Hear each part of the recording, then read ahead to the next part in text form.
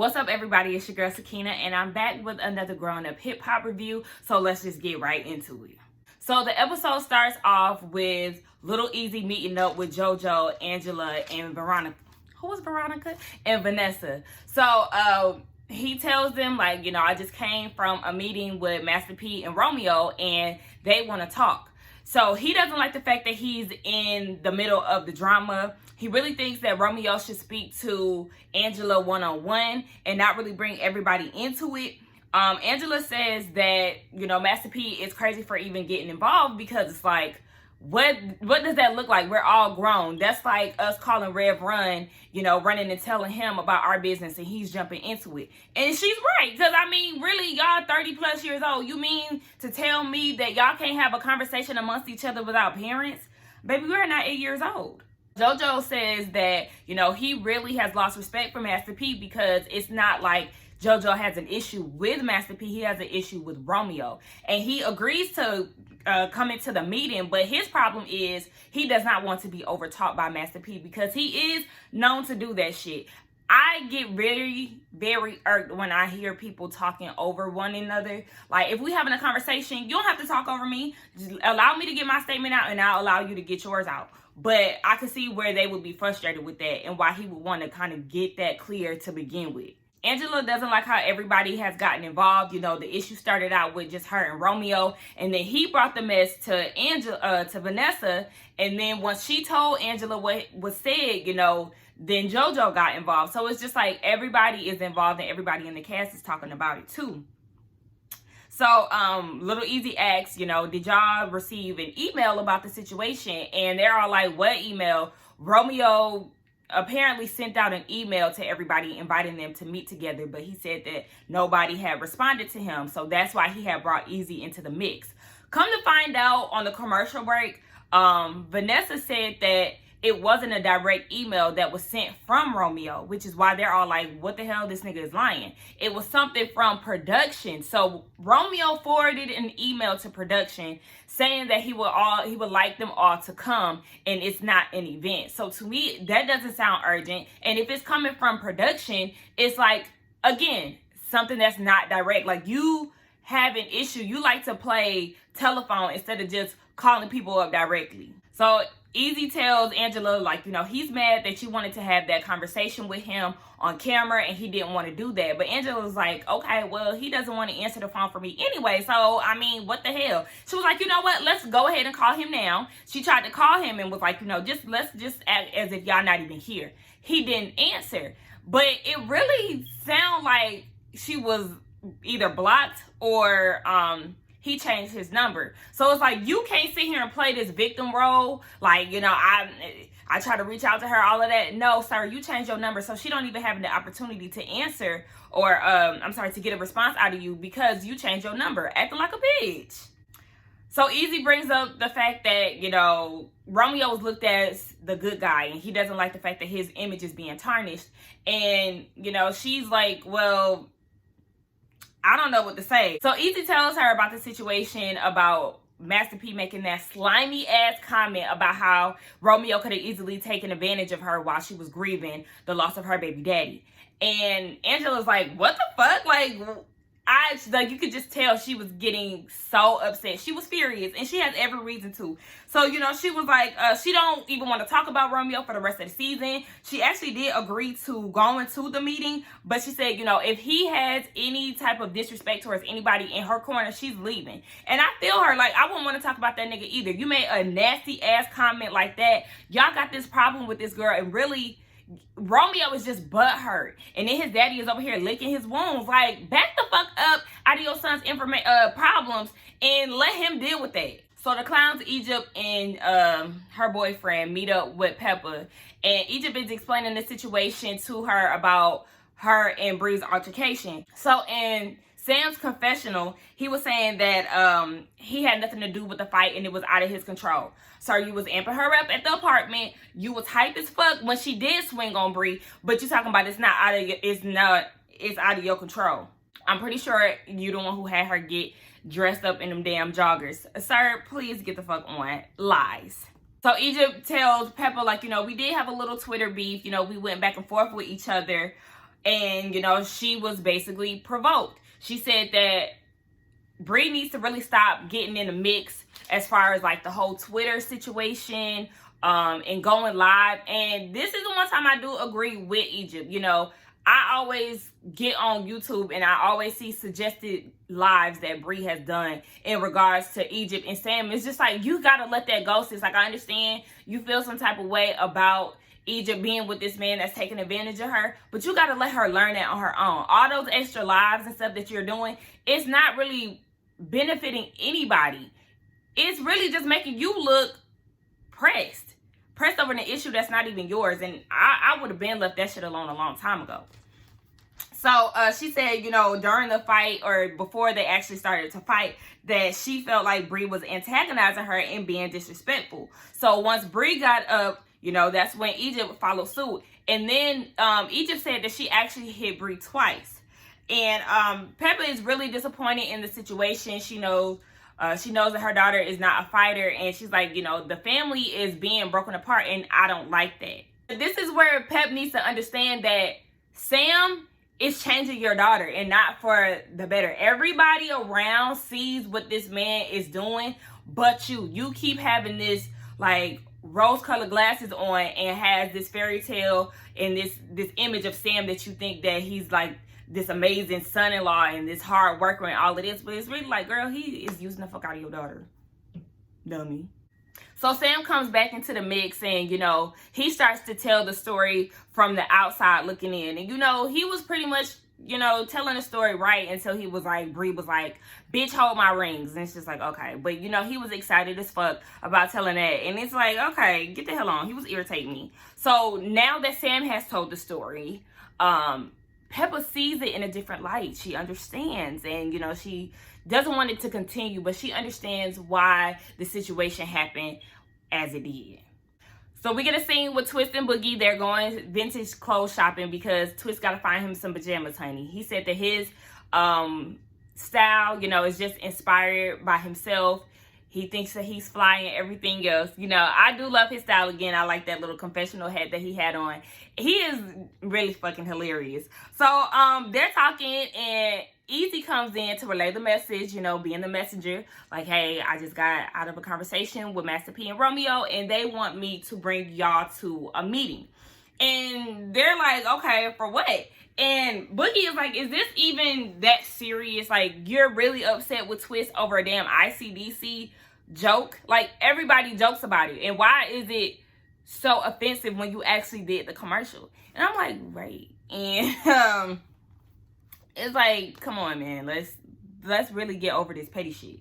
But Twist actually does not want to go to the meeting. He prefers a personal outreach. He says, you know, if you got a problem with me, you need to come to me directly. Don't send Eazy over here to do your dirty work. Like, if you want to talk to me man to man. And I totally agree with that. Like, you can't call yourself a gangster or Master P. Y'all feel like y'all from the hood and all this other shit. Then y'all will already know. Niggas don't like that he say, she say shit. Come to me with it. Like, come to me with it. Don't send somebody else to relay a fucking message. Like, that's not how you do it in anything. Twist is really over the whole Romeo and Angela drama. He said, you know, it's tired as hell. Twist, America agrees, sweetie. We here with you. We see each other, okay?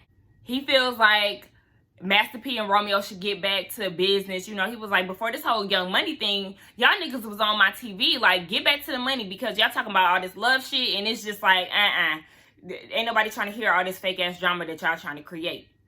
Boogie takes the same stance that JoJo is on as far as, you know, why can't we just have a conversation with Romeo by ourselves instead of with Master P? Because Master P overtalks people. And it's like, damn, everybody has that same sentiment.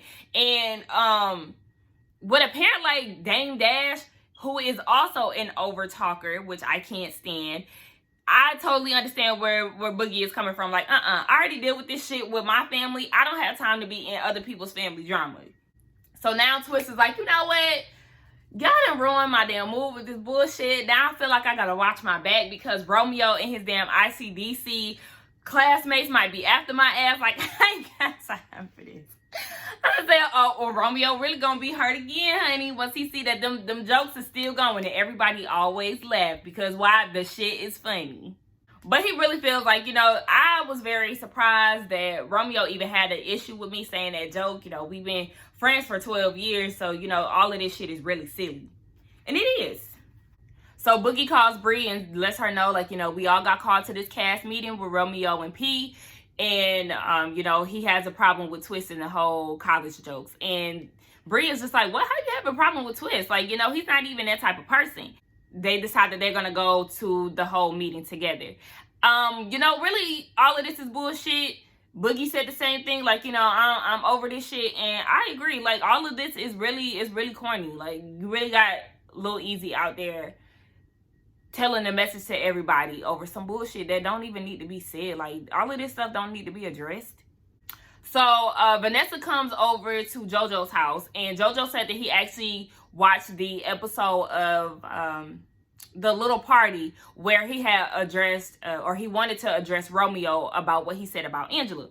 So, he was like, I didn't know that Master P had talked to you about the situation. And they did the flashback of how he had invited Vanessa over to play in a movie. And that's when he started to talk about JoJo to his sister. Like, Rev, he said that Rev Run was harder than JoJo and, tried to come and take jabs at JoJo, talking about he's a fake gangster comedian. And it's like, nigga, he wasn't even trying to be gangster. He's upset because your son is disrespecting his sister. So, of course, he would defend his sister. Romeo would do the same thing if somebody was trying to disrespect Symphonique, wouldn't he? Wouldn't you want your son to do that? So why is it a problem when Joseph, when JoJo makes a comment or, whatever to defend his sister? Like, come on, man. You doing too much. They're a whole bunch of fucking crybabies over there in the Miller family, if you ask me.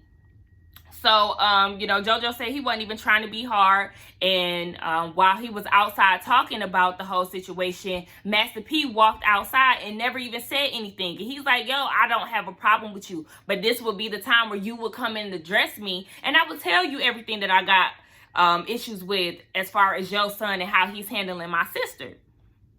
So then Bree shows up to the house. Vanessa invited her over. I'm like, did you invite somebody over somebody else's house without letting them know beforehand? You waited until she knocked on the door to be like, oh yeah, I invited Bree. No, ma'am, we don't do that. You let me know. You call me, hey, is it okay if Bree comes over? But whatever, I understand y'all got to shoot this damn scene, but don't do that shit in real life, sis.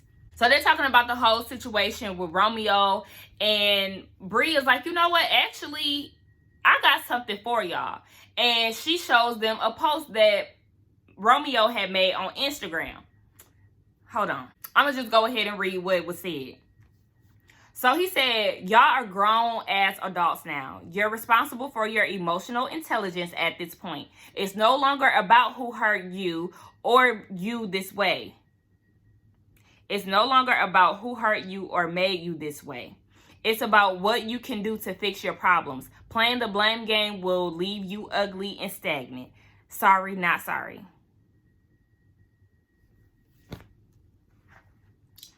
Romeo, go have a seat, because you talking about we grown ass people, but your daddy is saving you. You can't have a conversation with these people without your dad, but yet you grown.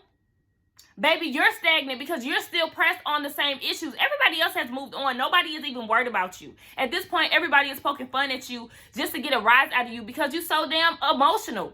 So then Bree explains that they're both Leos and she understands that, and I'm just like, that explains why, I don't really like Leos. I like Bree.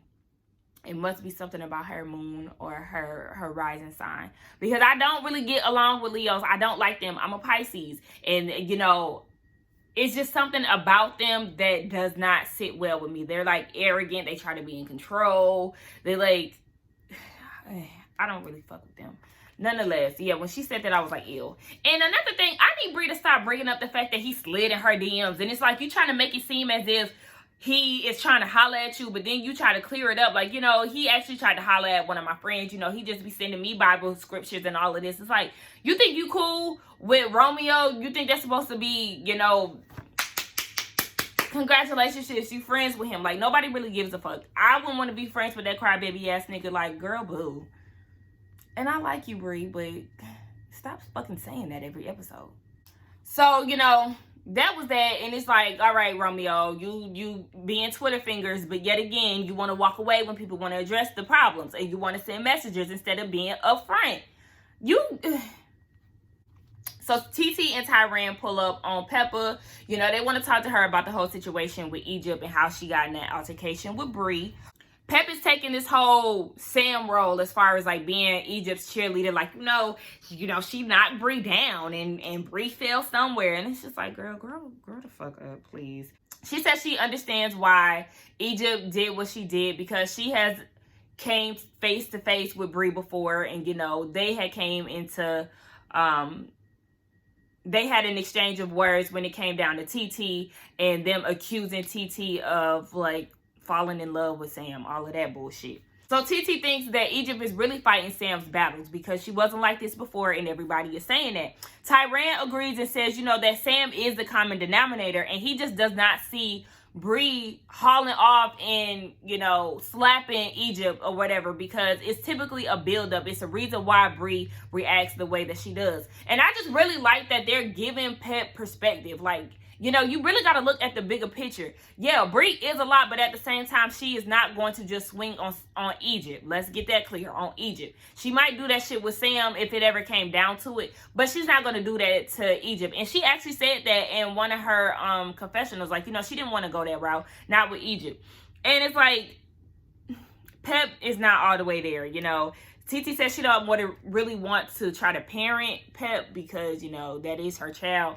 And Pep said the same thing, like, that's my child. I can do whatever I want as far as that. But TT really wants to talk to Egypt and kind of get in her ear about what's really going on because everybody sees that she's changing.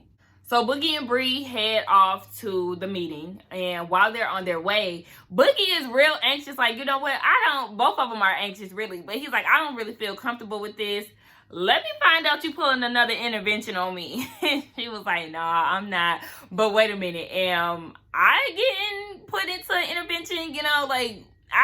They're both really confused about what's going on. Bree mentions the fact that she's in communication with Romeo again. Like, girl, who cares? Who cares? Okay, who gives a fuck?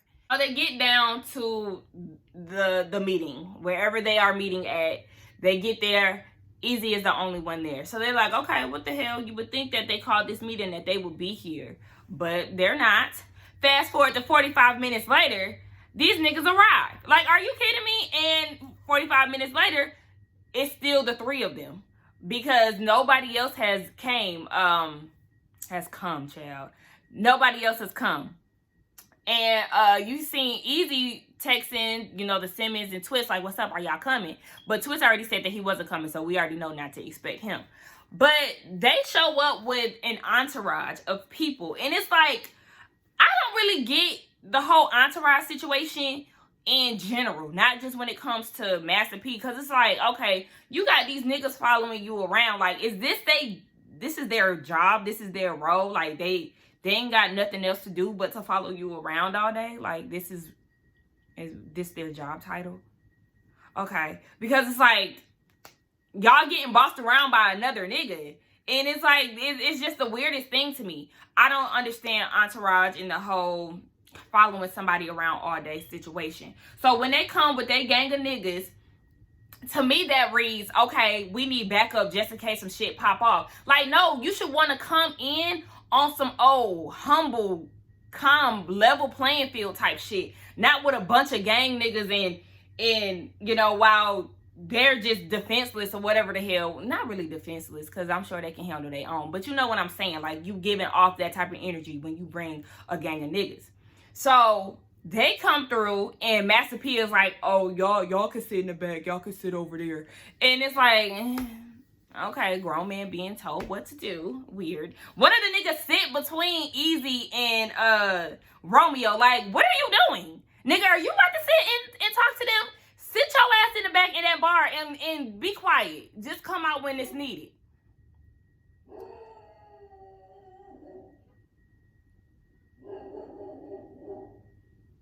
Sorry. My dog is acting crazy.